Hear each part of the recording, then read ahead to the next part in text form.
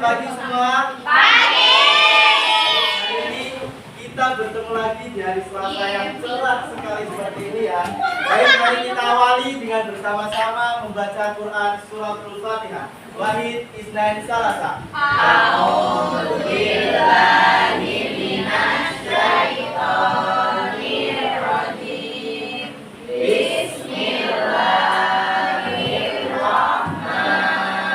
Bismillahirrahmanirrahim. Alhamdulillahi rabbil alamin. Ar-Rahmanir Rahim. Maliki yaumiddin. Iyyaka na'budu wa iyyaka nasta'in. Ihdinas siratal mustaqim. Siratal ladzina an'amta 'alaihim ghairil maghdubi 'alaihim waladdallin. Amin. Shadaqallahul azim. Bakal saya dulu ya. Afifah. Hadir. Mana Afifah? Alia. Alia. Amira Febriani. Angel. Angel. Arisha. Asya. Azra. Hadir. Deseza. Yuk, buka bukunya. Yang kemarin ditangan buka semua, buka bukunya, buka semua. Yuk, Garin, dibuka catatan yang kemarin. Kita kemarin belajar tentang apa? Kemarin pertemuan pertama Bapak sudah jelasin cerita tentang siapa Umar bin Khattab yang menjauhi takdir buruk ke takdir yang baik, tujuannya menjaga kehidupan. Nah, menjaga kehidupan inilah yang disebut dengan al-kulliyatu. Afifah, mana Afifah? Al-kulliyatu artinya apa? Al-kulliyatu artinya apa? Prinsip, oke. Bangsa itu lima prinsip. Bangsa artinya? 5. Jadi 5 prinsip apa aja? Yang pertama, Agama, hidup, akal, keturunan, harta. nah, di dalam Islam ada yang namanya hukum Islam yang kemarin kalian pelajarin, ada yang namanya wajib, sunnah, mubah, haram, apa tadi? Makruh. Nah, tujuan adanya hukum Islam aturan yang dibuat Allah biar manusia menjaga 5 ini. Jadi keterkaitan antara al-kulliyatu dan hukum Islam. Makanya Allah menciptakan hukum Islam untuk menjaga kehidupan manusia. Kehidupan manusia inilah yang dinamakan al-kulliyatu. Sampai sini paham? Oke, kita lanjut materi bab 10. Satu hari kita panjang satu materi.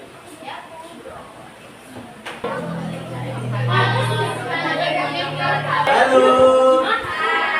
Sabar, Pak. Ya, materi bab 10. Bab 10 materinya tentang peran tokoh ulama dalam penyebaran Islam di Indonesia. Ada yang tahu apa itu sejarah tata nilai? 3 orang pertama. Yang tahu usaha tangan dulu. Iya, jadi di masa lalu. 1, 2, 3. Yuk. Masa yang terjadi di masa lalu. Aku ditunjuk tangan dong. Aku loh pertama. Kejadian yang terjadi di masa lalu. Sejarah itu Apa sejarah itu? arsip.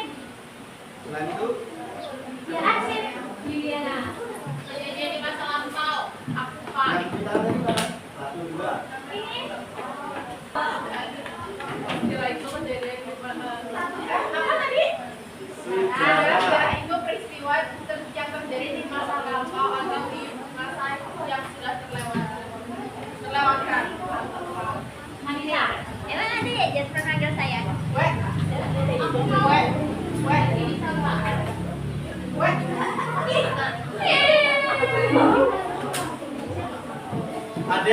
pendapat lagi apa itu sejarah?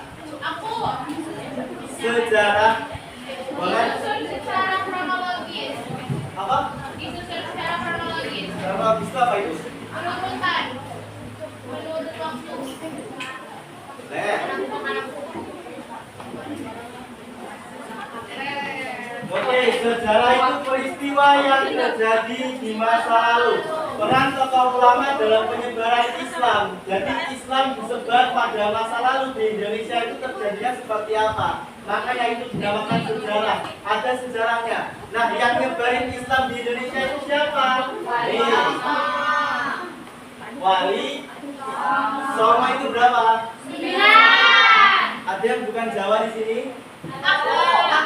Tapi tahu Songo? Enggak, aku orang Inggris soalnya, Pak. Main dari orangnya.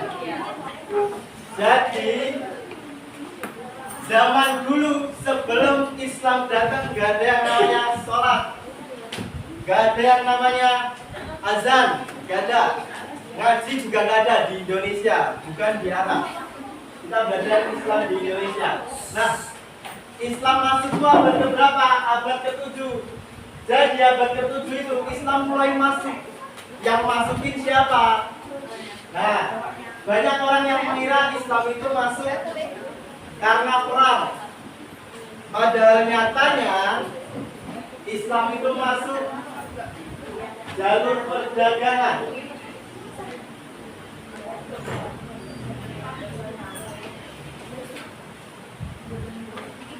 Jadi pada zaman dulu banyak nih orang-orang Arab, orang-orang Persia datang ke Indonesia itu untuk berdagang. Orang Arab datangnya ke pinggir-pinggiran Jawa ini. Untuk ngapain? Dagang. Nah, kenapa kok warga Jawa bisa tertarik masuk Islam? Karena para pedagang Arab yang datang ke Jawa itu mereka berdagang sekaligus memperkenalkan Islam. Memperkenalkannya bagaimana? Dengan akhlak. Para pedagang Arab yang datang ke Jawa itu mereka akhlaknya baik. Maka dari itu para penduduk Jawa itu tertarik masuk Islam.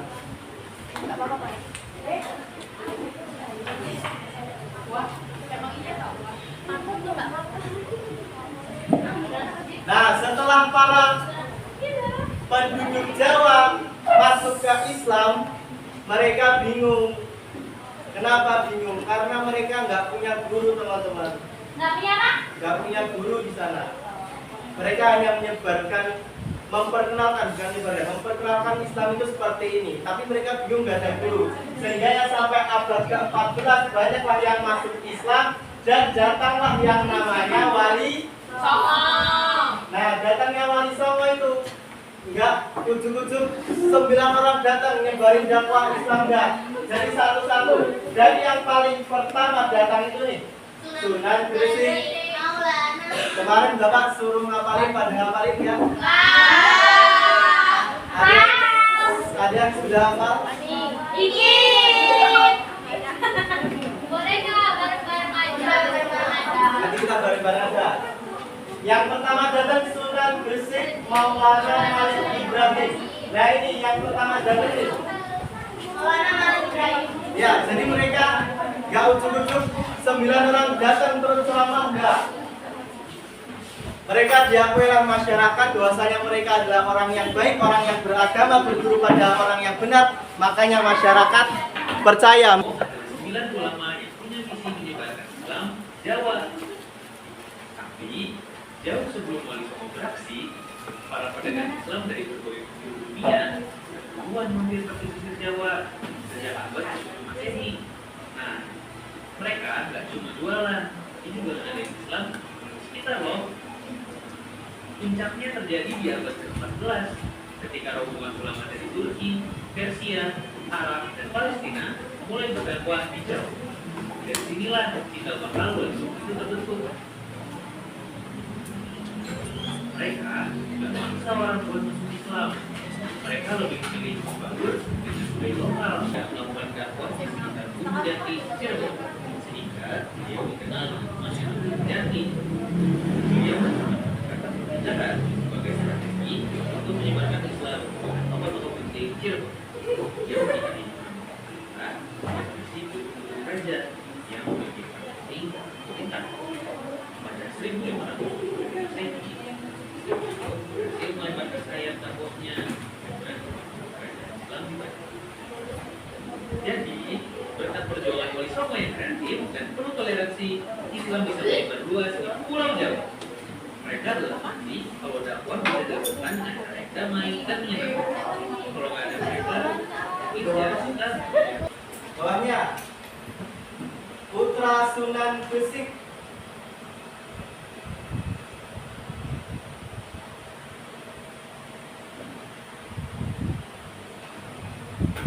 Dan disebut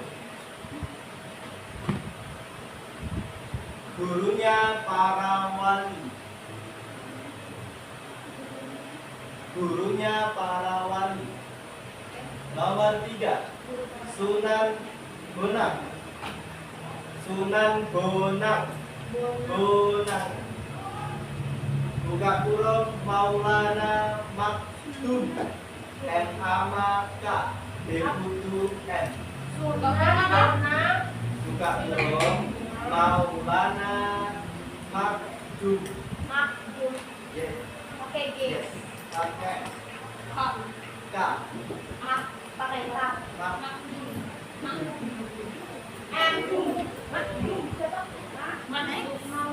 Bawahnya anak Sunan Ampel.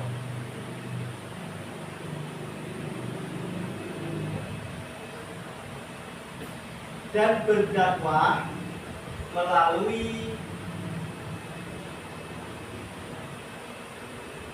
seni musik. Buka kurung gamelan. Betul.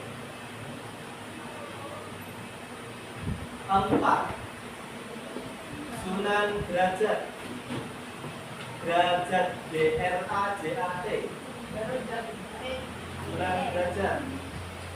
Buka kurung Raden Qasim. Sunan Derajat. Buka murid Sunan Ampel. Apa? Murid Sunan Ampel. Dan berdakwah melalui pendidikan Islam sejak usia dini. Pendidikan Islam sejak usia dini. Ya, pendidikan Islam sejak usia dini. 6.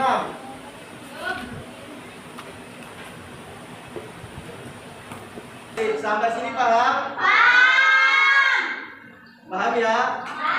Baik, mari kita akhiri dengan bersama-sama membaca lafaz hamdalah.